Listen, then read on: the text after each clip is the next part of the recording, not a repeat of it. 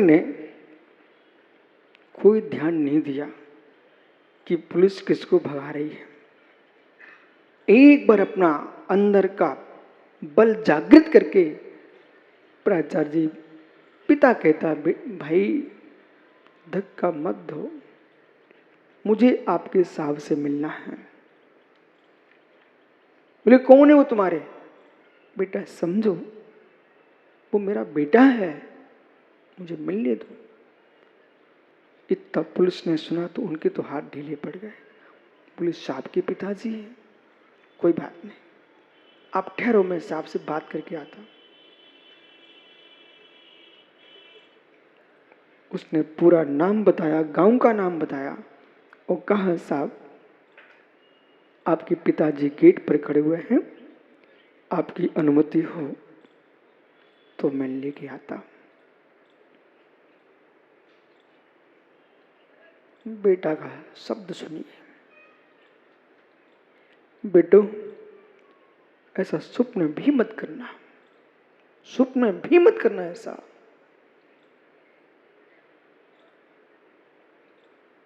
अनुभव करके जियो।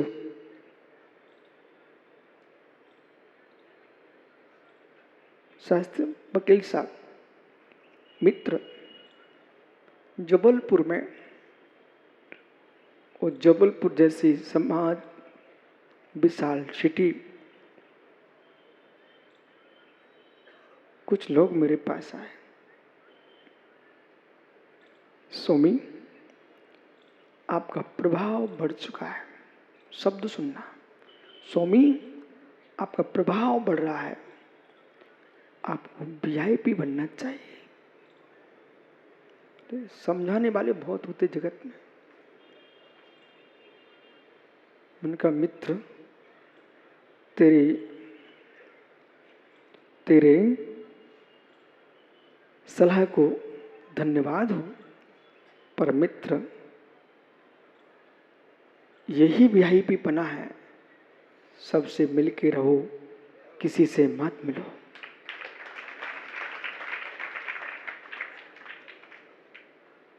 मैं सम्राट नहीं हूं, न मैं नेता हूं जगत का, मैं साधु हूं। साधु के चरणों में शेर भी बैठ लेता है, हाथी भी बैठ लेता है, गाय भी बैठ लेती है, सिंह भी बैठ लेता है, बछड़ा भी आता है, तो चिड़िया भी बैठ लेती हैं। मैंने उस साधु के बारे में ऐसा शास्त्रों में पढ़ा हुआ है, जब ऋषि काक बसंत को अध्यात्म का उपदेश दे सकते हैं। काक बसंत पक्षी कौवा, तो कौवे के लिए यानी उपदेश दिया है अध्यात्म का। जब भारत की भूमि पर कौवे को उपदेश हो सकते हैं, हे मित्र मानव हैं, इनको धक्के मार के मत भगाओ। वीआईपी का अर्थ मित्र नहीं आएंगे तो भी तुम्हारी कीमत नहीं है, आएंगे नहीं तो तुम कहो कोई आ नहीं रहा है, वो बेचारे आ रहे हैं तो धक्का मार के भगा रहे हो। पर मित्र तुम भी ऐसे आओ अनुशासन से कि किसी को धक्का तुम्हें ना मारना पड़े।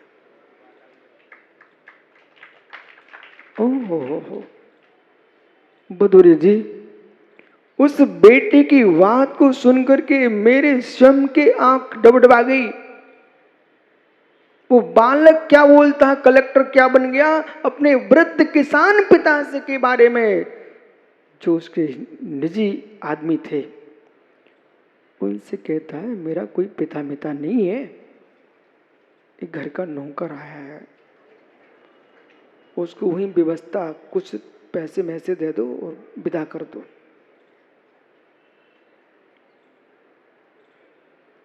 क्या सुना पिता ने? ये मेरे घर का नौकर आया है। इतनी वीआईपी मत हो जाना राकेश पंडित जी कि जब तुम गद्दी पे पूज रहे हो और उसमें अशोक का पिता तुम्हारे द्वारे पर पहुंच जाए और तुमको भिड्डे का कोई नौकर मोकर है वो आया है आप देख लो, पानी मानी पिला देना। इतनी वीआईपी मत बन जाना, इतनी वीआईपी मत बन जाना। तुम अभी युवा हो, पिता वृद्ध हो चुका है। वृद्ध पिता के बूढ़े हाड़ों को देख करके वृद्ध ने ही अपमान कर दिया, वृद्ध अवस्था ने ही अपमान कर दिया है। वो तो बेचारा वैसे ही झुक चुका है। अब तुम अपमान के शब्दों से उस बूढ़े को नीचे और मत गिराओ। कितने बेटे ऐसे इस सभा में बैठे हैं, अपने वृद्ध पिता का अपमान नहीं कर पाएंगे। मां का नहीं कर पाएंगे पक्का। तो पिताओं, तुम इतना भी नहीं कर सकते। बेटों ने कितना बड़ा नियम ले लिया है, हमने तुम्हारी व्यवस्था बनाई है, उनकी अनुमोदना भी नहीं कर सकते आप।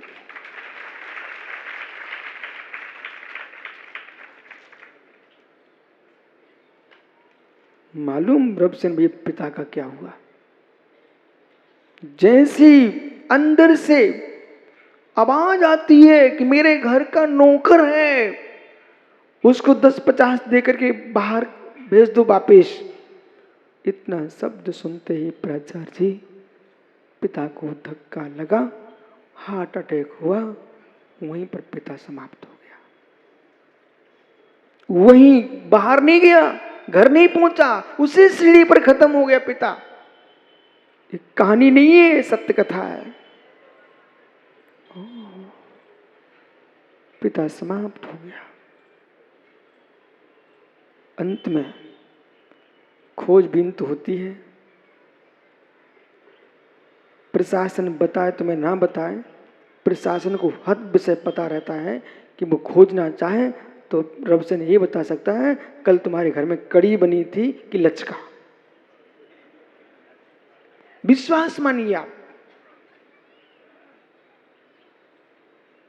वो बताए ना बताए पर उसको पता रहता है।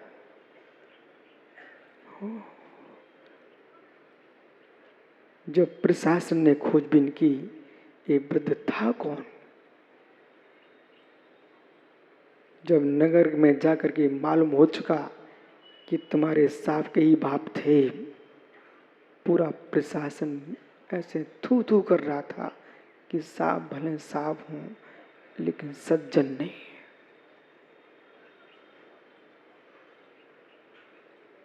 मुझे साहब नहीं चाहिए, मुझे साधु नहीं चाहिए, पहले सज्जन चाहिए।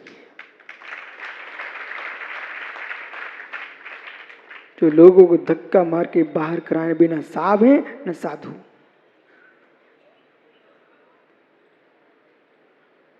क्या करोगे राकेश भैया आप? आपका भविष्य क्या बोल रहा है? क्योंकि मैं भेष बन के नहीं जीना चाहता हूं। इस भेष से मोक्ष नहीं मिल सकता। मैं भावों से साधु बन के जीना चाहता हूं, और भावों का साधु ही मोक्ष जाएगा। मात्र भेष का साधु भगवत्ता सिद्ध नहीं कर सकता, नहीं कर सकता। पंच परावर्तन करेगा वो तो। पंचम गति चाहिए है, जो पंच परावर्तन के हेतुओं को दूर करना पड़ेगा। लौकिक साधु और गृहस्थ, इनकी एक दशा। अब आइए जो आत्म कल्याण चाहते हैं, आत्म कल्याण चाहते हैं, वे सोचे बद्रीसेन भैया कि मुझे अपना भविष्य सुधारना है, तो मित्र वे भी ध्यान रखें, वे भी ध्यान रखें। पहाड़े खड़े हो जाओ महात्मा जी, कि तुम्हारे नीचे अर्पित नाम का बच्चा बैठा है, इससे पूछना क्या करना चाहता है।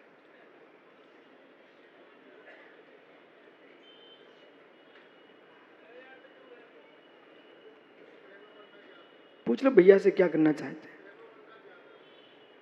इतने सा छोटा काम करना चाहता है। ओह, इतना छोटा सा काम, एक कलेक्टर के नीचे तू बैठेगा?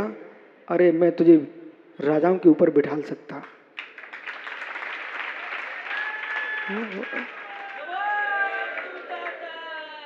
कोई बात नहीं बेटा, ये सेमो बनना चाहता है, मतलब इसकी है? अच्छा, ये इनका भविष्य चल रहा है, बहुत बढ़िया। पर पहाड़ी ये तो बता, हे पहाड़िया, हे मित्र,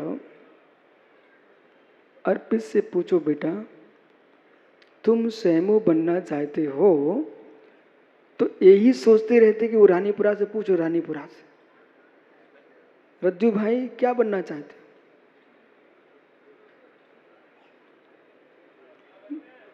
वो ज्ञानी कह रहा महाराज जी अब का बनने, अब बन ही चुके हैं। बोले महाराज जी इसके नीचे अब क्या बनाना चाहते हो? देवीदास तो बन चुका हूं सालों से। नहीं मालूम, नहीं समझे आप लोग? भदौरिया जी ऐसे अकड़ के खड़े थे, जब देवी बरमाला डालने आई तब कहां देख रहे थे मित्र आप? आकाश के तारे के नीचे मुंडी थी और झुके थे, देख रहे थे देवी के चरण। और जैसे ही बरमाला पड़ी, मित्र तुम कह रहे हम पति बन गए, तुम देवी के दास बन चुके थे। अब कहां जा रहे हो? हे मित्र, पहाड़े पूछो ना यार, तो क्या बनना है?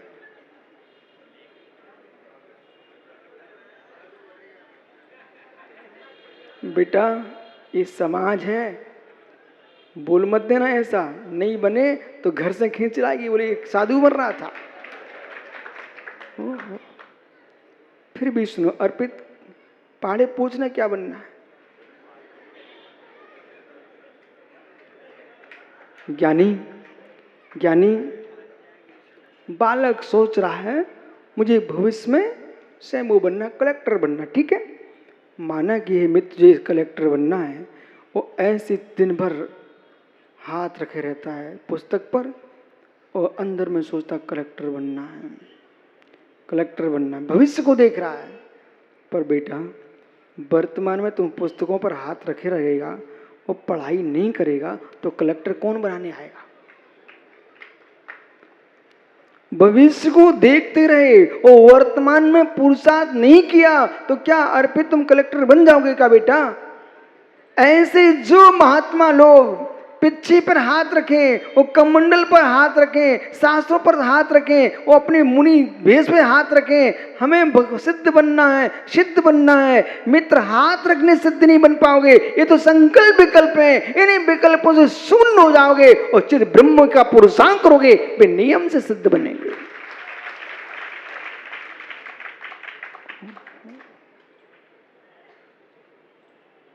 बिराज क्षमा करना अर्पित है, नहीं तो क्या हमारा गुरुजी ने खूब अपमान कराया। अपमान नहीं करा, तेरा सम्मान बढ़ गया। और हर व्यक्ति तुमसे पूछेगा क्या बनना है। कुछ लोग चिढ़ते हैं ना, दुनिया चिढ़ाती, चिढ़ना मत बेटा।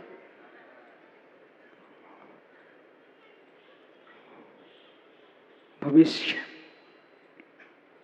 भविष्य के पीछे वर्तमान में न जीना, ये जीवन की बहुत बड़ी भूल है। मित्र भविष्य तुम्हारा श्रेष्ठ हो जाएगा, विश्वास मानो, भविष्य सबका श्रेष्ठ होगा, मात्र वर्तमान अच्छा होना चाहिए। जिसका वर्तमान अच्छा है उसका भविष्य तो अच्छा हो ही जाएगा। जो भूत में तुम बिगड़ के आए थे वो भूत भी तुम्हारा ठीक हो जाएगा।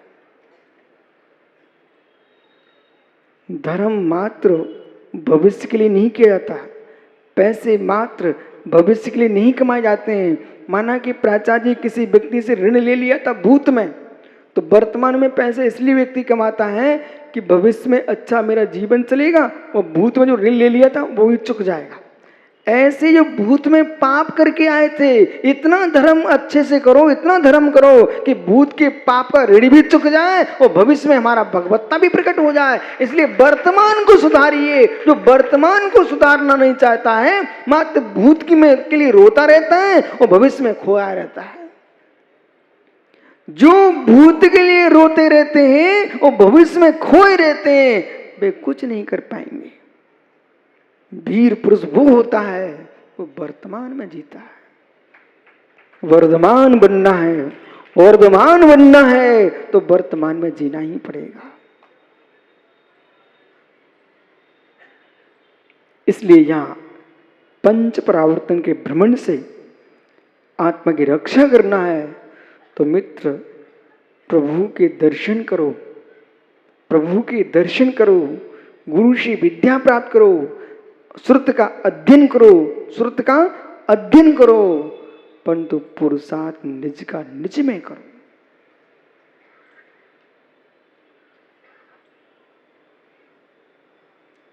कहीं राकेश पंडित जी आपको शास्त्रों का राग तो नहीं है, पंडिताई शब्द का राग तो नहीं है, अशोक अज्ञानी शब्द का राग तो नहीं है।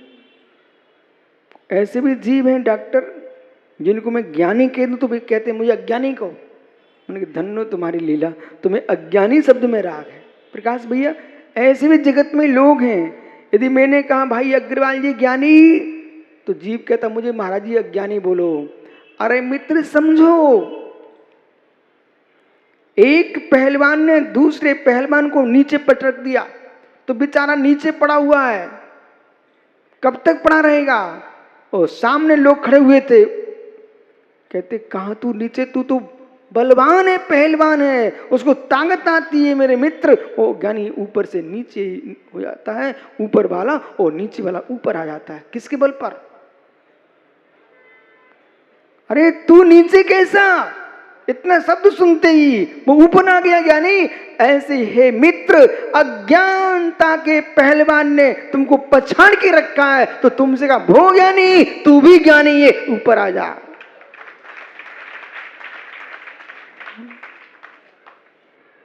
ओहो ज्ञानियों, ज्ञानी कहना सीखो। मालूम एक युवा जा रहा था गाड़ी से, 2 पहिया की, और पंडित जी विजय क्या हुआ, उसके पीछे का भाग एक दूसरा युवा चला रहा था, उसकी गाड़ी से हल्का सा स्पर्शित हो गया। तो स्पर्शित हुआ तो रुक गया, दोनों रुक गए। उसने उसका हैंडल पकड़ लिया, बोले देख के नहीं चलता भाई। तो वो जो जा रहा था जिसका टकराया कहता भो ज्ञानी समझो